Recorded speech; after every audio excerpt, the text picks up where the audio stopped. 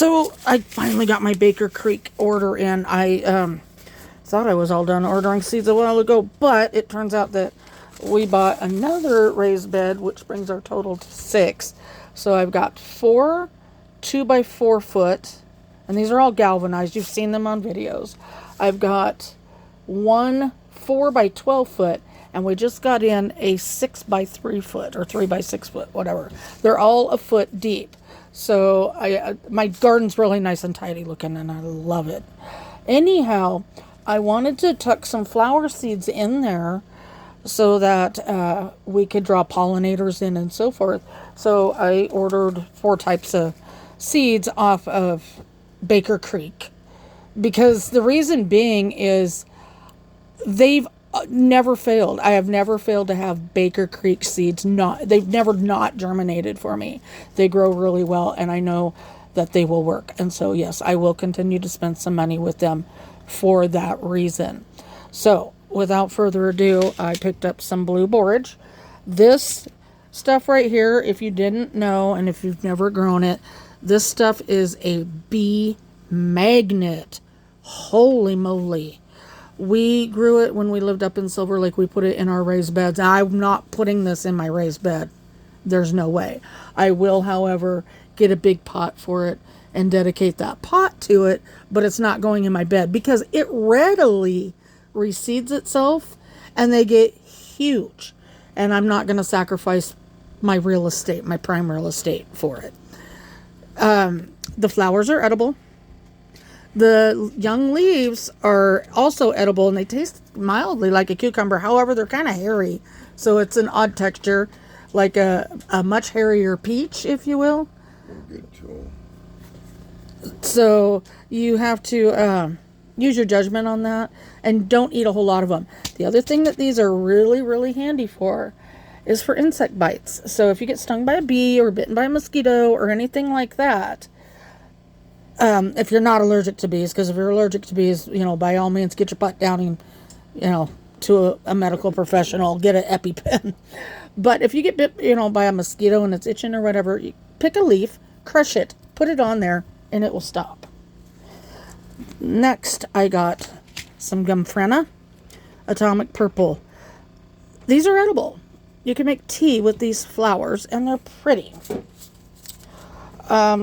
I also picked up some short stuffed sunflowers. These can go in there. Sunflowers are a great addition. Also, what we'll do with the sunflowers is we will, let them go to seed, dry them out a little bit, and we'll toss one into our newly acquired peahen, Nyla, and with the other birds. Oh, and if you didn't watch the videos, Bob went out to collect eggs last night, and we have 2 broody hens, and we left them a couple of eggs to sit on, not thinking that they would do anything. We wound up with a little chick, and so we've got a little chicken there, and its name is Nugget. The last one that I got is this celosia, and it's called Lego Spinach.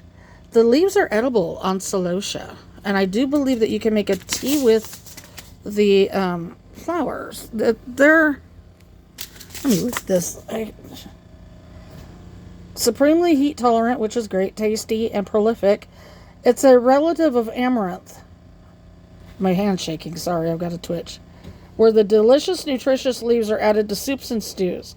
A great addition to permaculture garden, and a superb leafy green for summer. So that one I may also plant somewhere other than precious bed space, but I'll give it a whirl. I mean, if we have to pull it out and replant it, then we have to do that. And lastly, when you spend $10 at Baker Creek, you get a pack of free seeds from them. This is fantastic. I was not expecting this, because normally I get like lettuce, or there for a while I was getting it was an Asian cool weather green, and then spoon tomatoes. Those were like crazy. I got Brandywine tomatoes, which is really cool because I did not have these Brandywine. So I don't know if I can get them to grow here or not, but I like having the opportunity to do so. And so those will be planted out next year. So anyway, yeah, so we got borage, Lego Spinach, celosia, short stuffed sunflowers, and atomic purple gymprena. And those, along with some calendula, nasturtiums, bachelor buttons, and love in a mist and stuff. I'm going to be tucking those into the and zinnias, of course. I'm going to be tucking those here and there into those beds to draw in the pollinators this year. And so I'm going to have gardens of chaos. I have them kind of mapped out as to where I'm going to put what. Let me see if I can find that picture. I drew it out on a piece of paper. I just got to find it. Oh, there it is. Okay, so kind of take you through this. This will be the new 6x3 bed. I'm putting, I don't know yet if I'm going to put 2 or 4 tomatoes in there. And then here I'm going to put 20 tomatoes into the 4x12 bed. And then on either side of it, I'm going to seed in some beets and some carrots, parsley, flowers, bush beans, and onions. And this one, I have a basil start, and then I have a parsley start. So I don't have to seed those in, but this will get the same thing. It's just one side will have parsley, one side will have basil. And those will go all around. Let's see. What am I looking at here? Oh, and one end of that new raised bed, I'm going to put a trellis, and I'm going to put the Armenian cucumbers on it. And then I will probably go ahead and also pair them up with the delicata squash to go up. On the other side of that bed, I'm going to put my yellow zucchini plant. I've got starter plants for all my cucurbits this year. And then I'll fill in any gaps with flowers and bush beans. Bush beans are a great companion plant to a lot of these things, especially like with your cucurbits, which would include like pumpkin, squash, cucumbers, melons, because they add nitrogen back to the soil, which allows them to really leaf up and get green. And they like that. And then I have my raised bed behind the greenhouse, which will house the remaining winter squash, 2 pumpkin plants, and bush beans back there. And I'll probably also seed in some beets and so forth here and there, because and then flowers in there. Again, you have the higher canopy of the bush beans, and they will give the beets and the carrots the necessary shade that they need, and they'll just like it. Now, in these 2x4 beds, we've already got these planted out. This one's got cabbage in all of it with onions along the side. This one's got 1 row of cabbage, 1 row of broccoli, and onions along the side.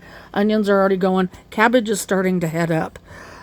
This 2x4 bed got broccoli on one side. On the other side, I am probably just going to plant onions and flowers and so forth.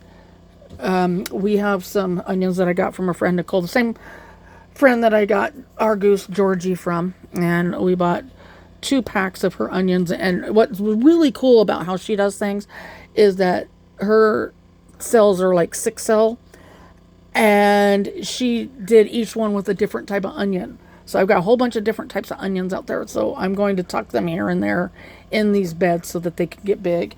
I separated them out into 1-gallon pots because they were in the starter pots, and they're doing really well, but they need to be separated out again.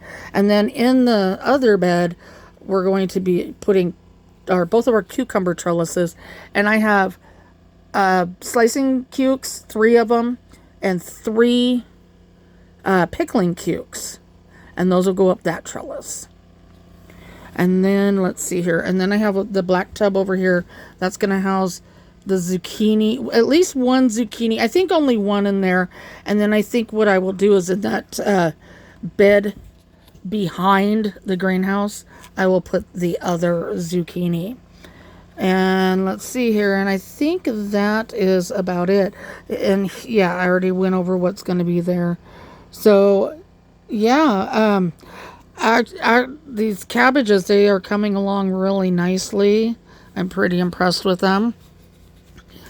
I can underplant the zucchini with carrots and so forth. They really like that. I could even seed in some lettuce under there, and it'll probably germinate. We'll see what it'll do. Probably go right to bolting, but that's okay. So anyhow, this is what my garden plan is for this year. And these are going to help me achieve that.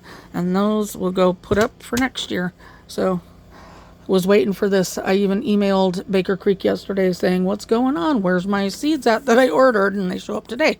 So if they email me back, I can say, well, we're good. Anyhow, that is what's going on. And we're working on getting, don't mind my mess there, Nyla's pen built out. Nyla is our newly acquired peahen, and she's beautiful. She's just so regal, and her movements are she's so pretty. She's very pretty. And we're going to be watching like the poultry auctions and stuff to see if we can't find her a mate, because she is so pretty. Anyhow, later.